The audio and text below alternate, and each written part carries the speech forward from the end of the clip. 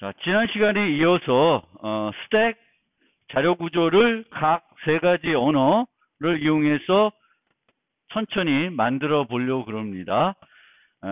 좀 전에 말씀드린 것처럼 각 언어에서 어디까지를 좀 알아야 우리 이번 학기 수업에서 이제 앞으로 3장부터 자료 구조를 하나하나씩 만들어 갈 건데, 각 언어마다 어떤 것들을 알아야 되고, 또 내가 자주 쓰는 언어는 아니어도 다른 언어는 내가 쓰려는 언어와 어떤 차이가 있는지를 좀 주의 깊게 보시면 좋을 것 같습니다.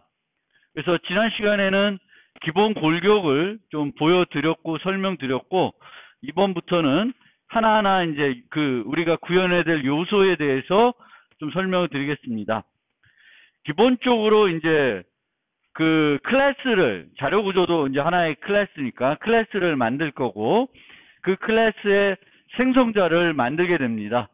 그 생성자들 중에 기본적인 생성자 말고 이제 초기값 목록을 받는 생성자를 만드는 경우가 있습니다. 자료 구조는 특히 그래요. 빈 자료 구조로 우리가 생성한 다음에 데이터를 집어넣을 수도 있고, 집어넣을 데이터를 갖고 있어서 그 자료 구조를 만들면서 데이터를 한꺼번에 생성할 때 집어넣으려는 경우도 있습니다. 이제 그럴 때 이제 사용하는 방법이 이제 초기값 목록을 제시하는 방법이 하나 있는데, 이런 식으로 내가 집어넣을 데이터를 쭉 나열하는 거를 초기값 목록이라 그래요. 그래서 C++ 언어 같은 경우에는 std initialize list라고 하는 걸 이용해서 저걸 인자를 받는 생성자를 만들면은 이런 형태로 초기값 목록을 나열해가지고 그 초기값 목록을 받아서 자료 구조를 초기화해 줄 수가 있습니다. 그래서 std initialize list라는 걸 이용할 수가 있고요. 여기에 보면은 이제 자료 구조를 이제 생성할 때 쓰는 생성자이니까, 우리가 스택은 capacity, top, 그리고 buffer 세 가지 멤버 변수를 갖고 있어요. 그 멤버 변수를 이제 초기값 목록을 받아서 초기화를 해줘야 되는 거죠. 그러면 용량은 초기값 목록만큼만 확보해서 이제 데이터를 저장해 주는 거예요. 그래서 이 용량은 이 나열된 개수, 예를 들면 이런 식으로 5, 1 두 개를 나열했다. 그럼 용량을 2짜리 배열을 만들어서 5와 1로 첫 번째 요소와 두 번째 요소를 5와 1로 초기화해 주는 거예요. 그렇게 되면 우리가 배열을 이용할 때 이제 맨 뒤가 탑이 되는 거죠. 탑. 스택에서는 이제 리포 방식으로 가장 최근에 든 거를 주는 거니까 맨 뒤에 있는 거를 달라고 할 때, 빼달라고 할 때 주면 돼요. 그래서 5, 2를 차례차례 이제 0번째, 1번째 이 벡터처럼 마찬가지로 저장해 주면 됩니다. 그걸 위해서 버퍼의 용량을 이렇게 만들어 주고, 요 뒤에 있는 자바 버전에서는 어떻게 되어 있냐면은 푸시 연산을 n번 한 거예요. 그 초기값 목록만큼 차례차례 푸시를 하는 형태로 구현할 수도 있는데, 이렇게 되면 효율성이 조금 떨어지겠죠. 그래서 자료 구조의 특성에 따라서는 여기서처럼 좀 더 빠른 방법으로 데이터를 옮기는 방법을 쓸 수 있습니다. 그래서 std copy는 그냥 한 배열에 있는 목록을 이쪽으로 좀 더 빠르게 복사하는 거고, C++는 보통 저는 init list도 이제 클래스인데 얘도 반복자를 갖고 있기 때문에 begin, end 여기서 처음부터 끝까지를 버프로 옮기라 그러면은 메모리 복사 좀 빠르게 데이터를 복사해 줍니다. 그래서 이런 형태로 우리가 앞으로 자료 구조 만들 때 초기값 목록을 받는 그런 애들을 이제 만들어 줄 수 있습니다. C++의 경우에는.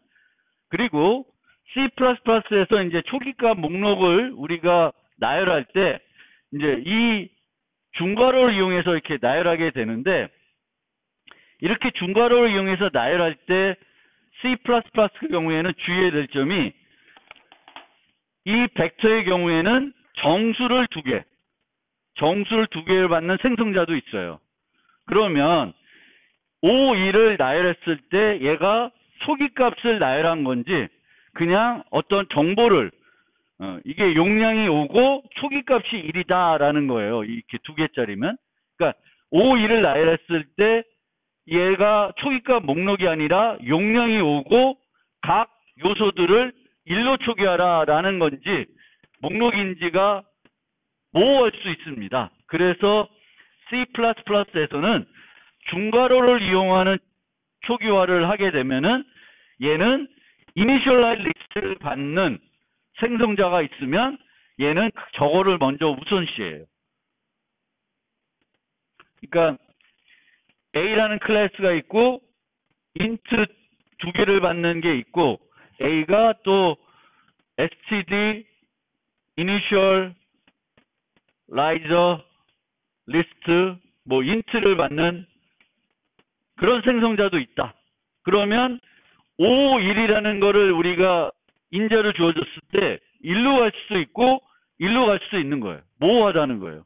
그래서 C++는 최종적으로 어떻게 정리했냐면 중괄호를 이용해가지고 생성자 호출을 하면은 얘는 똑같은 게 있어도 얘를 우선합니다. initialize list를. 그래서 내가 이 정수 두 개를 나열할 때 얘로 가지 않고 얘로 가도록 하고 싶으면은 옛날 생성자 호출하듯이 가로를 이용해서 써주셔야 돼요. 그래서 여러분들이 나중에 벡터를 쓸 때에도 이 중괄호를 이용하는 거랑 가로를 이용하는 거의 차이점을 잘 이해하고 쓰셔야 돼요. 얘를 쓰게 되면은 용량은 2고 크기는 2고 각각의 내부적으로 들어가 있는 값은 5와 1입니다. 배열에.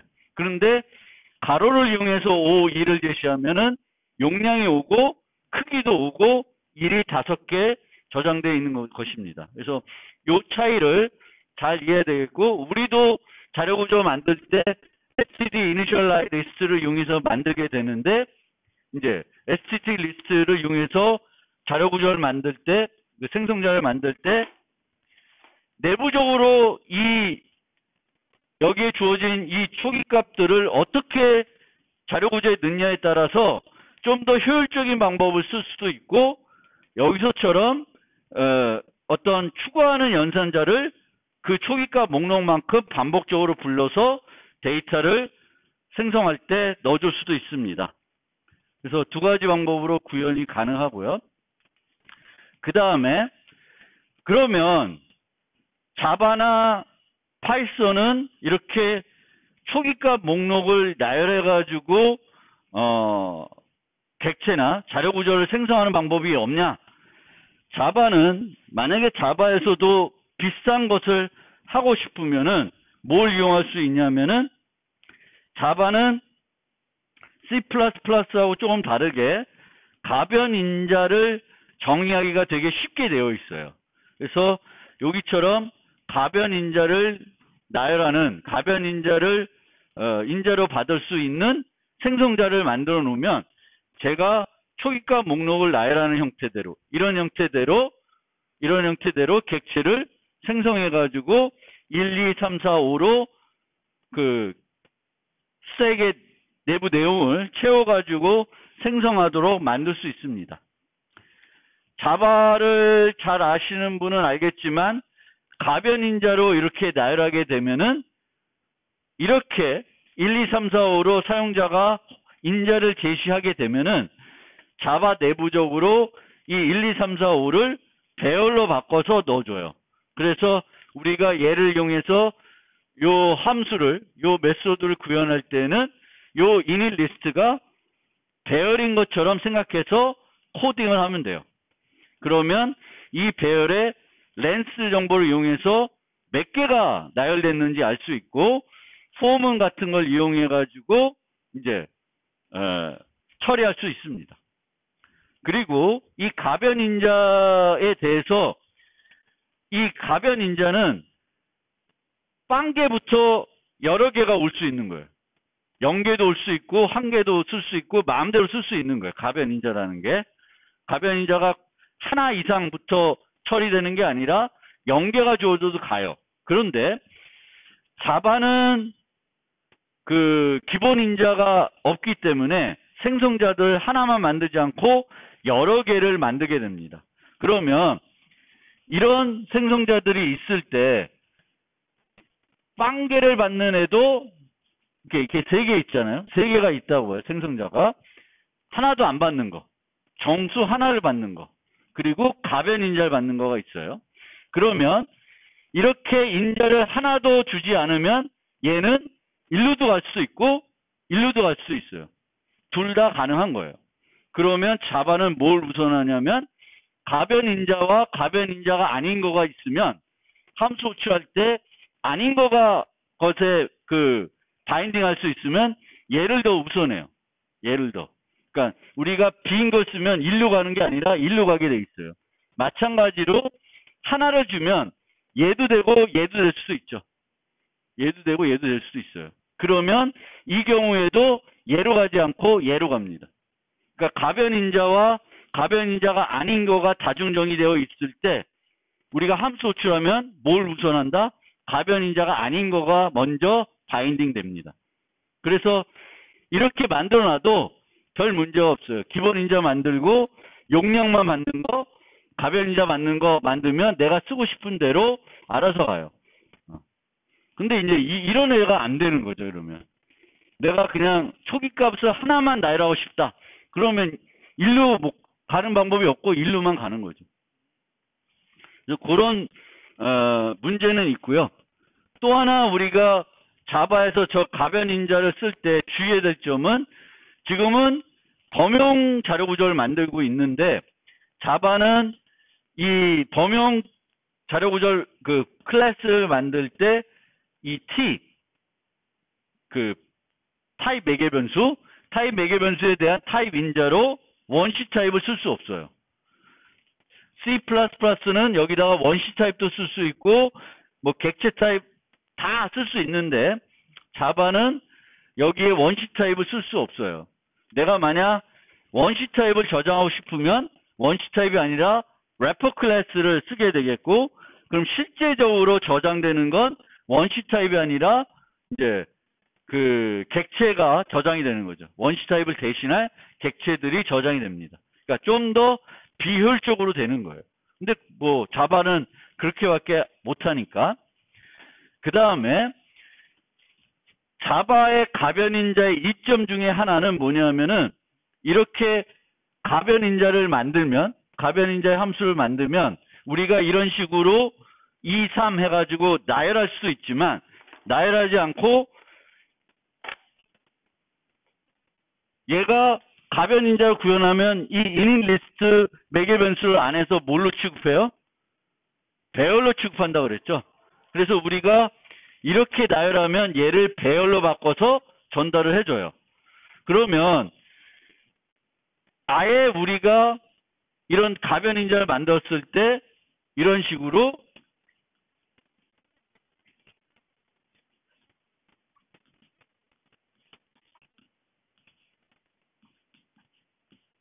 배열을 대신 전달할 수도 있어요. 그러니까 가변 인자가 있을 때 이렇게 나열하는 게 아니라 이런 식으로 넘수가 배열일 때 이렇게 전달할 수 있어요. 전달할 수 있지만 여기서 에러 나는 이유는 이 범용 타입에서는 원시 타입을 받지 못해서 그래요. 원시 타입이 안 돼서. 만약 얘가 인테저 배열이면 이것도 가능한 거예요. 그래서 자바는 가변 인자를 쉽게 정의할 수 있는데 문제는 이 범용 타입에서는 원시 타입이 안 된다라는 겁니다. 좀 내용들이 조금 어려울 수 있어요. 그래도 참고 좀 들어주시고요. 그 다음에 파이썬도 이제 비슷하게 초기 값을 나열해가지고 자료 구조를 생성하고 싶다. 그러면 자바와 비슷한 방법을 사용할 수 있어요. 어떤 방법을 쓰냐면은 똑같이 가변 인자를 쓰는 거예요.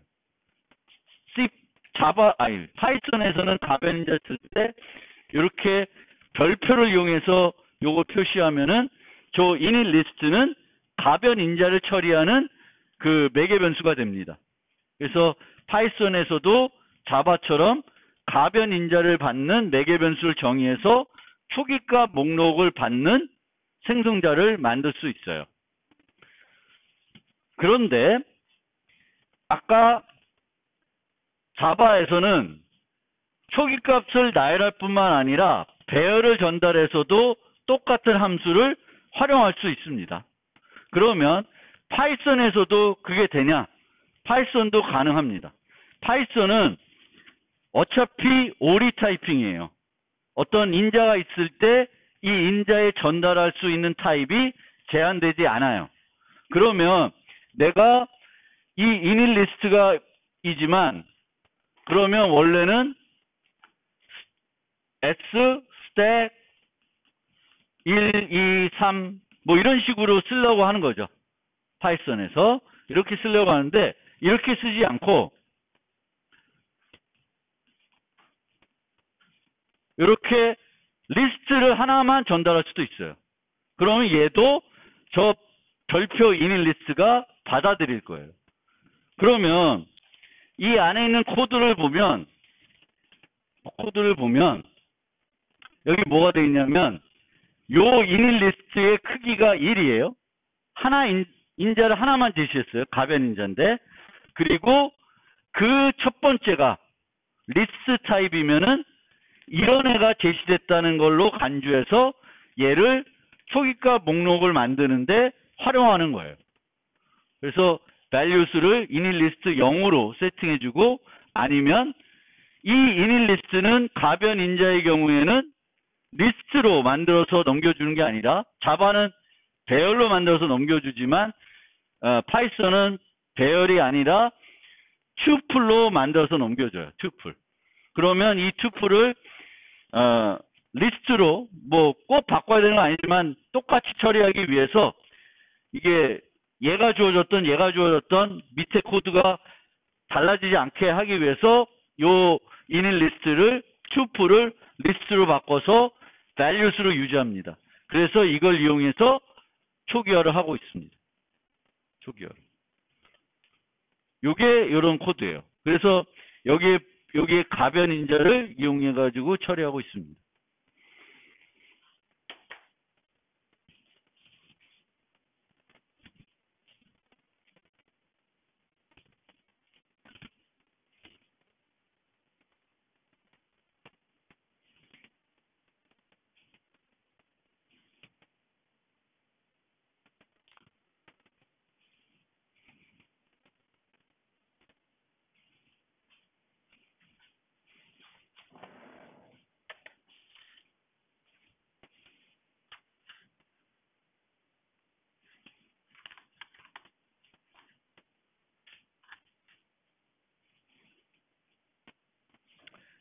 잠깐 실제 코딩을 좀 다시 앞에 있는 걸 한번 짜보면 여기에 보면은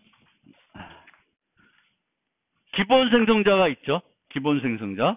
그리고 이 기본 생성자는 아무것도 주지 않을 수 있어요. 기본 인자로 되어 있으니까.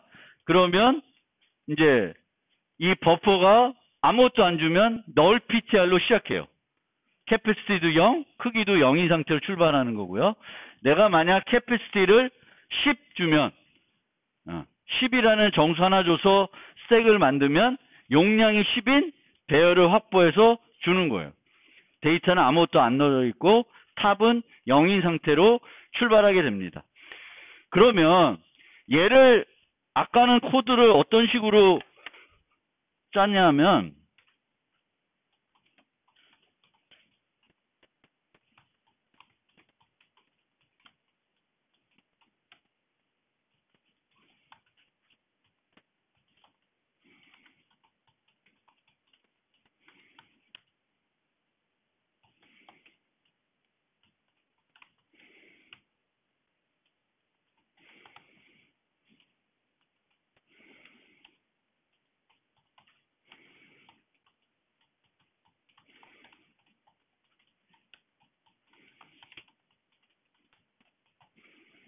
이렇게 짰어요.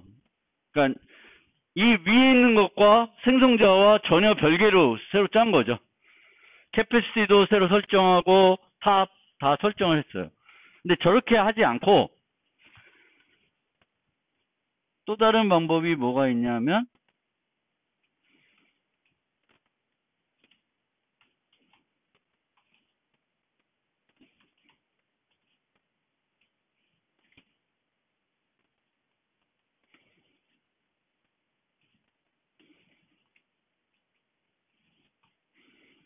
이씨.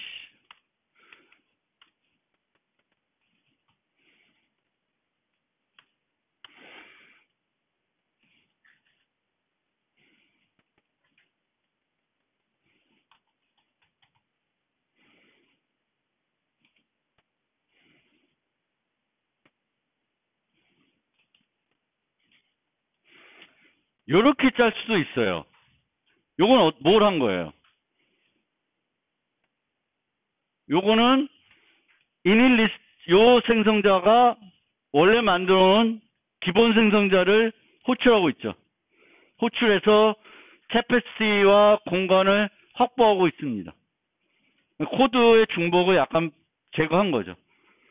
이 생성자를 만들 때 이미 만든 생성자를 활용한 거예요. 근데 이렇게 만들었을 때 문제가 있죠. 지금 이렇게만 하면. 뭘 안 해주고 있어요? 뭘 안 해주고 있죠? 아까 위에 거하고 요거하고의 차이가 뭘까요? 위에 거하고 요거하고. 어떤 변수를 손은 안 댔어. 탑을 설정 안 해줬죠.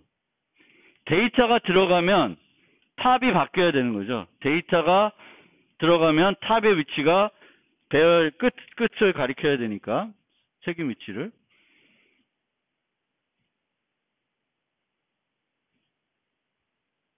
저것도 잘못했나? 마이너스 1인가?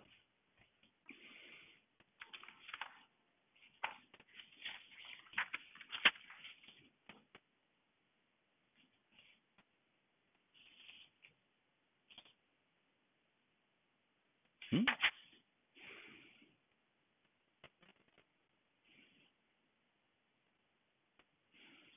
마이너스 1이 아니구나. 맞아요. 그러면 여기서도 요걸 추가적으로 해줘야지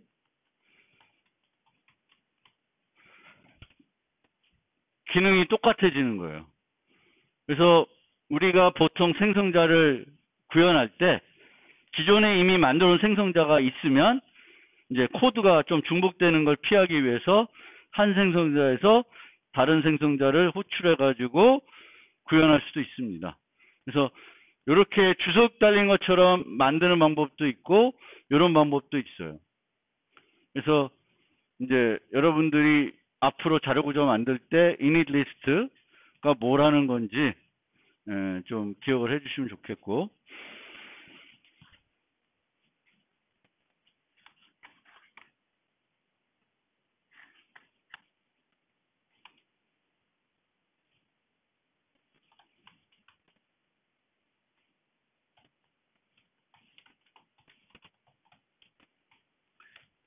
자바도 마찬가지로 여기서 this initList.length 한 거는 요걸 호출한 거죠.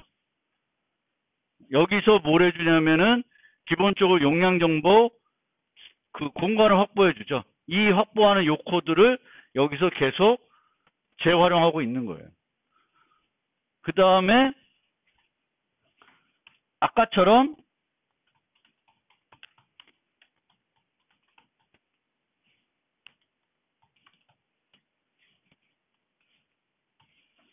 이런 식으로 그러니까 하나씩 나열된 거를 추가해 가지고 만들 수도 있어요. 데이터를 하나하나씩 추가하는 거예요. 근데 이렇게 n번 추가하면 비용이 많이 들겠죠. 더 효과적인 방법으로 처리할 수 있으면 n번 더하지 않아도 되는 거죠. 그런데 여기서 이렇게 n번 더하면 이 과정에서 더할 때마다 뭐가 바뀔까? 탑이 바뀌겠죠. 저절로 푸시해서. 그래서 탑을 여기서는 세팅을 안 하고 있어요. 그런데 이렇게 하지 않고 불필요하니까 이렇게 안 하고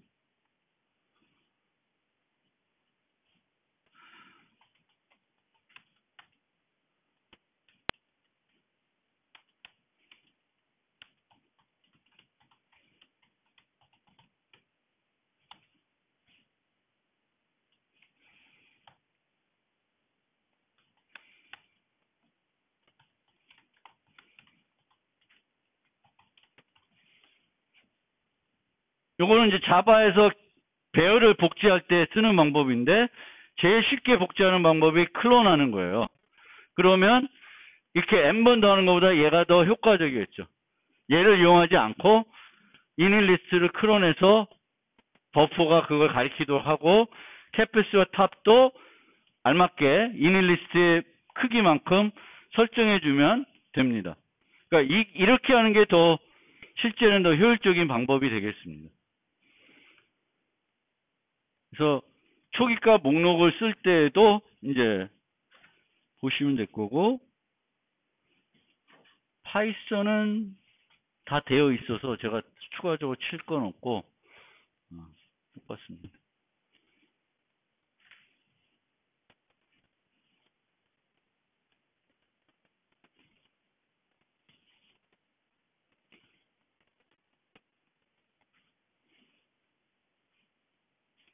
그러니까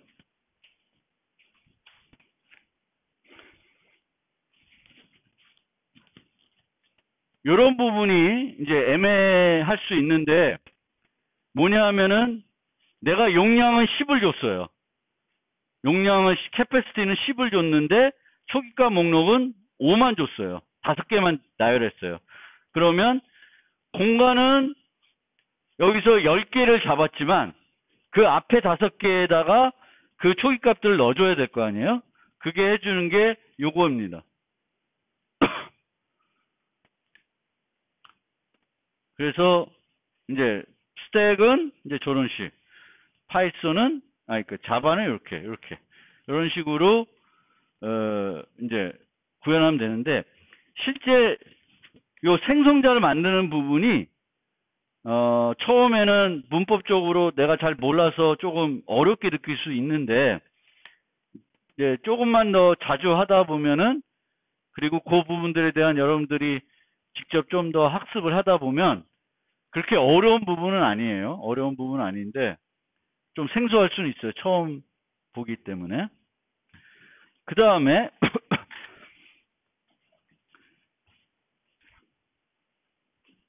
파이썬에서는 이 렌이라고 하는 보통 이제 L 1, 2, 3 이런 리스트가 있으면 얘 크기를 알고 싶을 때 이렇게 하죠.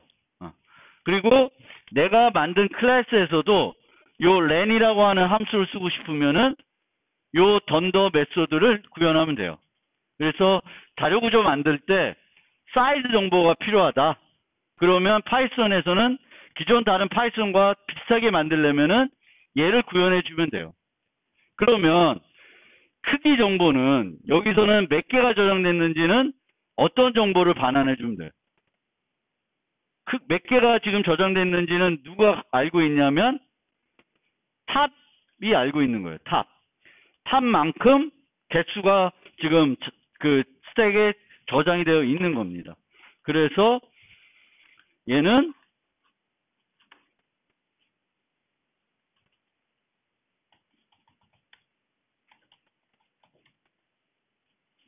이렇게 셀프 탑을 반환해 주면 돼요. 그런데 잠깐 자바로 갔다가 다시 와볼게요. 자바에서는 어떻게 되어 있냐면 is empty라고 하는 메소드가 있고요.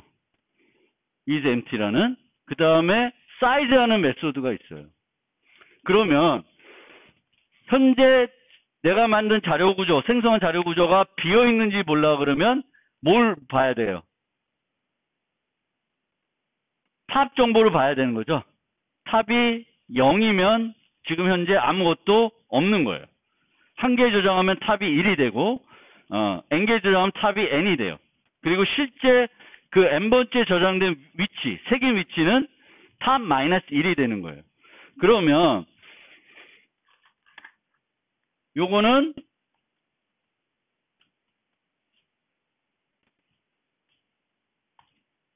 이런 식으로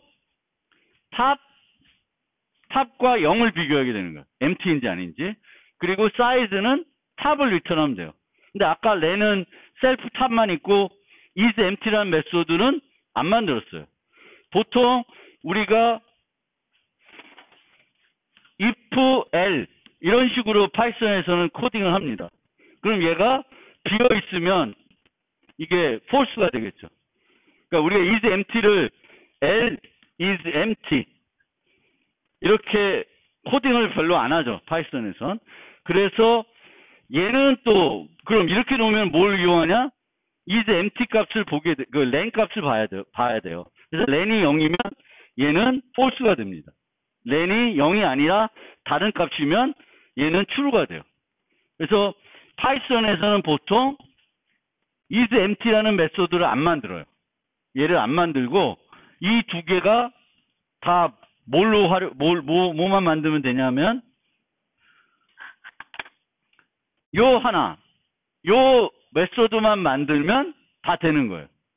근데 자바에서는 is empty, size 두 개 메소드를 만들었는데 파이썬에서는 요 하나가 두 가지 역할을 다 해요. 파이썬에 보통 그러니까 그렇게 이해하시면 좋겠고요. C++도 쭉 가서 얘는 똑같이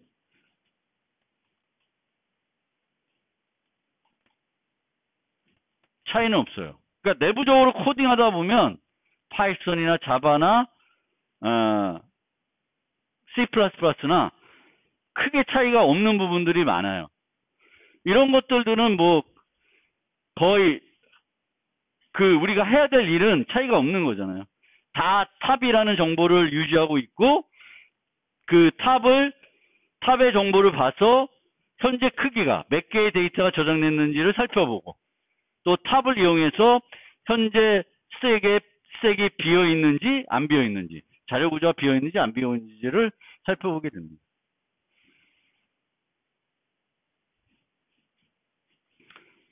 이 부분 is empty size 요거는 별로 어려운 거 없죠.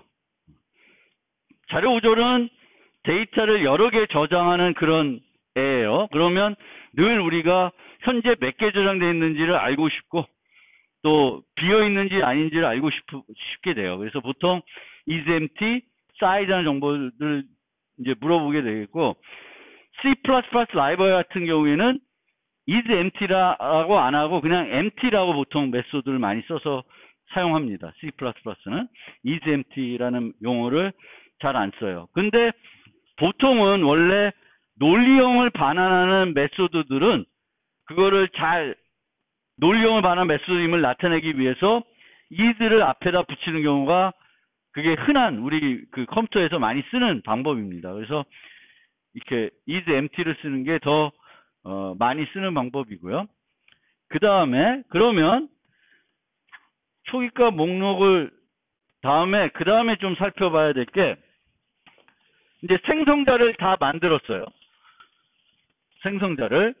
그러면 원래 그 is empty 전에 뭘 봐야 되냐면 이제 소멸자를 봐야 되겠고 또 소멸자가 아니라 소멸자는 언제 불러져요? 소멸자는 객체가 소멸할 때 불러지는 거잖아요. 객체를 더 이상 안 쓸 때. 그런데 소멸자 말고 보통 이제 자료 구조에서 또 비슷한 건 아니지만 내부적으로 해야 할 일은 비슷한 게 뭐냐면 클리어라는 거예요. 클리어. 데이터를 막 저장해놨는데 이걸 다 없애고 싶어. 근데 스택 자체를 버리는 게 아니라 스택은 계속 쓸 거야. 근데 현재 저장되어 있는 데이터는 다 없앨 거예요. 다 없앨 거예요. 그게 이제 클리어예요. 클리어. 근데 이 스택의 경우에는 클리어할 때는 뭐만 해주면 될까? 우리가 저장된 것들, 배열에 저장된 거를 하나씩 가서 뭔가 조치를 해야 될까요? 안 해도 돼요. 뭐만 해주면 돼. 클리어한다는 건 그 자료 구조를 뭘로 바꾸는 거야? 빈 상태로 바꾸는 거죠. 빈 상태로 바꾸려면 뭐만 해주면 그게 빈 상태로 인식이 돼요. 탑만 0으로 바꿔주면 돼요. 그러니까 클리어는 어떤 경우에는 내가 막 동적 할당해 놓은 것들을, 그러니까 C++의 경우에는 이제 나중에 연결 구조나 트리나 이런 그래프나 이런 자료 구조를 만들 경우에는 클리어로 호출하면 동적 할당해서 만든 여러 노드들을 하나씩 가면서 다 딜리트 해줘야 돼요. C++는. 근데 자바는 또 파이썬은 그럴 필요가 없어요. 걔네들은 가베이지 컬렉션을 해주잖아요. 저절로 우리가 필요할 때 다 쓰고 딜리트 하는 게 아니라 알아서 되는 거니까 그거 할 필요가 없어요. 근데 요 스택 예제에서는 클리어는 그냥 탑을 0으로만 바꿔주면 돼요. 클리어 메소드, 여기 클리어 메소드가 없네? 하나 만들지 뭐. 퍼블릭 보이드 클리어 탑 이코르 0.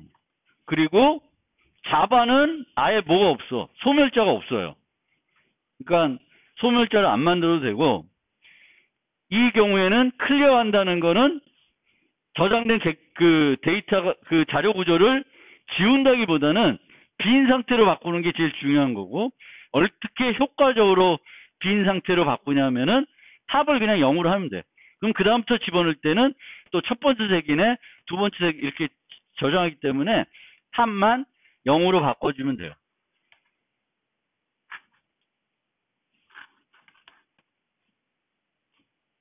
여기도 없네. 여기도.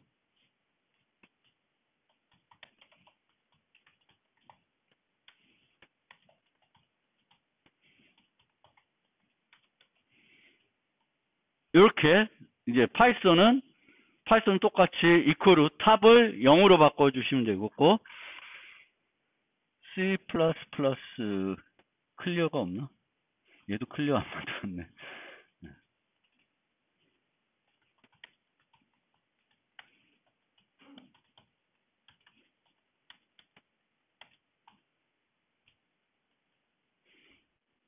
탑 이퀄 0 하면은 클리어는 돼요. 클리어는 되는데, 얘는 소멸자에서 뭐를 해야 되냐면, 탑 같은 건 신경 쓰지 말고 어차피 객체가 소멸하는 거니까 뭘 해줘야 되냐면 버프를 딜리트 해줘야 돼요. C++는. C++는 자료 구조 만들 때 우리가 만든 자료 구조는 대부분 동적 자료 구조이고, 동적 자료 구조는 내부적으로 사용한 공간들을 동적 할당해서 쓴다는 거에 전제되어 있습니다. 그렇기 때문에 C++의 자료 구조 만들 때에는 항상 빅5를 다 만들어줘야 되겠고, 그 빅5 안에는 소멸자도 포함되어 있어요. 그래서 그 소멸자에서는 이런 식으로 동적 할당된 버프를 비워줘야 되는데, 자바와 파이썬은 그게 필요 없어요. 자바는 아예 뭐가 없어. 소멸자라는 게 없어요. 그런데 파이썬은 요거를 재정의하면은 객체가 소멸할 때, 클래스의 객체가 소멸할 때 자동적으로 호출되는 함수를 얻어서 사용할 수는 있어요. 이 소멸자라는 거를 만들 수는 있지만 C++와 다르게 저 소멸자에서 내가 할당한 객체들을 반납할 필요는 없습니다. 반납할 필요는 없어요. 그래서 그거가 이제 핵심이고, 그러니까 그거 기억해 두셔야 되겠고, 종종 자바나 파이썬 쓸 때 얘가 쓰레기 수집하니까 그 쓰레기 수집을 좀 촉진하기 위해서 내가 쓰고 있는 참조 변수들을 자바는 널, 파이썬은 넌으로 바꿔주는 게 좋지 않을까라고 생각할 수 있는데, 그게 만약 번잡하지 않다면 해도 돼요. 근데 예를 들면은 배열이 뭐 한 20개가 있어요. 용량 20이에요. 거기에 쫙 저장이 되어 있어요. 그러면 소멸할 때 뭔가 가가지고 일일이 가가지고 이 20개를 다 널널널널널로 세팅은 안 해줘도 돼. 어차피 저절로 배열이 널이 되면 그거 안아서 또 널 되는 거니까 굳이 그 촉진하려고 애쓸 필요가 없어요. 오히려 비용만 들어가니까 내버려 두는 게 더 맞는 방법입니다. 어쨌든 C++는 자료구조 만들 때 소멸자 포함해서 빅5를 신경 써줘야 되겠고, 자바나 파이썬은 그런 게 별로 없어요. 그런데 여기에 이제 강의 슬라이드는 잘 나타나지는 않았는데 하나 설명드리고 싶은 게, 지금 C++나 다 뭐냐면 내부적으로 배열을 사용해서 자료구조를 만들고 있습니다. 그러면 C++는 배열을 만들면 여기에 작은 애든 큰 애든 여기에 객체를 저장해요. 뒤에 나오겠다. 저장을 해요. 그런데 C++는, 자바는 원시 타입이면 여기에 이렇게 값이 들어가요. 하지만 원시 타입이 아니라 우리가 저장하는 게 객체 타입이면 이렇게 되는 게 아니라 어떤 모습이냐면 이런 모습이에요. 실제 데이터가 배열에 저장되어 있는 게 아니라 배열에는 뭐만 저장되어 있어요? 주소만 저장되어 있어요. 파이썬은 원시 타입도 다 이런 형태예요. 배열 자체에, 리스트 자체에 그 값이 저장이 안 돼 있어요. 그래서 이 차이를 우리가 또 잘 알아둬야 되겠고, 이것과 연관해서 여러분들이 또 생각해야 되는 게 나중에 또 나오겠지만 캐싱이라는 개념이에요. 캐싱이 뭐예요? 여러분들 컴퓨터 살 때 이렇게 CPU 캐시가 얼마짜리인가, 내가 사는 컴퓨터가 그런 거 생각하고 사요? 옛날에는 하드디스크 살 때도 이 디스크 캐시가 크냐 작냐 이걸 보고도 또 골랐어요. 하드디스크를. 요즘 하드디스크가 아니라 SSD를 많이 써서 그게 조금 또 달라졌는데, 옛날에는 하드디스크는 이 막 회전하잖아요. 그 SSD가 아닌 건 디스크가. 그러니까 디스크가 회전해서 데이터를 읽으려면 얘는 물리적인 거니까 실제적으로 전자적으로 막 메모리에서 데이터 이동하는 거에 비해서는 어마어마하게 속도가 느리죠. 그래서 우리가 항상 보통 어떻게 하냐면 느린 메모리가 있고 빠른 메모리가 있으면 요 중간에 바로 여기서 일로 가는 게 아니라 중간에 여기에 캐시를 만듭니다. 캐시를. 그래서 데이터가 여기서 바로 일로 가지 않고 여기로 가요. 여기 캐시로. 그러니까 데이터가 여기로. 그러니까 예를 들면 이게 메모리고, 메모리 있는 데이터가 실제 그 컴퓨터가 활용하려면 어디로 가야 돼요? CPU 내에 있는 레지스터 같은 데로 옮겨가야 되는 거죠.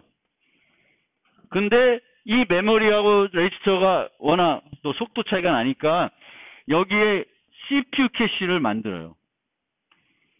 그러면 이 데이터를 갖고 올 때 나는 요만큼만 필요해요. 지금은. 여기에 요만큼의 데이터가 필요해요. 그러면 얘를 갖고 올 때 요만큼의 데이터만 여기로 옮긴 다음에 이렇게 갖고 오는 게 아니라 메모리하고 캐시 사이에 이동하는 단위가 있어요. 더 큰 단위겠죠. 그러면 이만큼의 데이터를 여기로 한 번에 옮겨오고 여기서 요 윗부분만 얘가 취하는 거예요. 그렇게 되면 다음에 내가 필요한 게 요거예요. CPU가. 그러면 어떻게 하겠어요? 메모리까지 하지 않고 여기서 계속 가져오겠죠. 그러면 속도가 더 빨라지는 거예요. 이게 캐싱 효과예요. 근데 배열은 원래 C++처럼 이렇게 연속 공간으로 데이터가 직접 배열에 저장되어 있으면 캐싱 효과가 높다 그래요. 왜 높으냐? 우리가 배열을 한번 접근하면 특정 요소 하나만 접근해서 많은 게 아니라 이 배열에 있는 요소들을 여기저기 왔다 갔다 하면서 차례로 접근하겠죠. 배열을 이렇게 큰 걸 만드는데 요 하나만 쓰려고 만들진 않을 거 아니에요? 그러면은 이 배열이 메모리에 있는데 캐시로 옮겨오면은 다음부터는 메모리에 가는 게 아니라 여기서부터 계속 처리가 되는 거예요. 그러면 성능이 더 좋아지죠. 그래서 배열을 이용할 경우에는 캐싱 효과가 높다고 얘기해요. 그런데 이런 개념이면 어떻게 돼요? 이 정치를 여기로 갖고 와봤자 얘를 갖고 오려면 어떻게 돼? 한 번 더 가야 되죠. 메모리에. 얘만 갖고 와서는 이 데이터를 못 읽죠. 얘만 갖고 와서는 의미가 없는 거예요. 얘 자체가 여기에 있으면 몰라도 여기 있기 때문에 한 번 가서 배열을 갖고 오고 그 다음에 또 가서 실제적인 데이터를 얻어와야 됩니다. 그렇기 때문에 자바나 파이썬 같은 경우에는 이런 리스트나 배열을 쓰더라도 특히 자바에서는 객체 배열을 쓸 경우에는 캐싱 효과가 배열을 사용하면서 얻어지는 아주 중요한 이점 중에 하나가 사라진다는 거예요. 자바 같은 경우에. 데이터 자체를 여기에 유지하지 않기 때문에.